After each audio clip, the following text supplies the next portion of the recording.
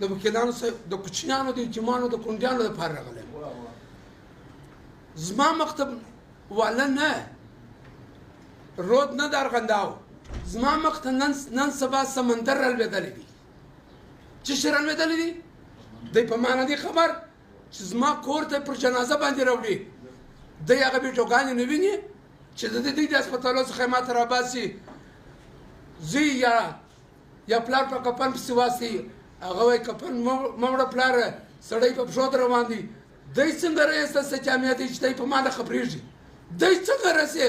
څه جامع دی چې دی په د مریضانو نه خبرېږي د دوی د هسپتالو څخه ماته د شپې پر 2 بجې راغلي دي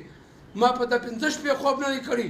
ما د دې ښار د کونډیانو د یتیمانو د سپین ږیرو د دغه څه مشرانو غم خوړلی دی دغه سړي ته مې ویل مال چای پرېږده درما تاسې ښه پېژنئ دغه دی ناست مال چابک ورځه زما ټوله دوا ساسې د ګردو ټوپوګانو سره زه جنګ وم په دغونه ګیلاس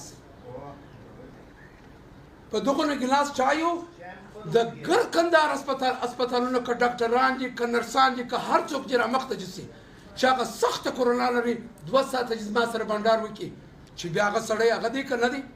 په لحاظ خدای په لحاظ قرآن دا ملک په غېږ کې ونیسي دا خلک په غېږ کې ونیسي ما پیسې لیدلې دي دغونه پیسې په لاس درکړم ما بیخي ډېرې پیسې لیدلې دي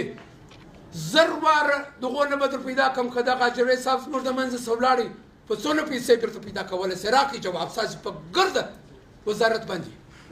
په څونه پیسو به یې بېرته پیدا کړې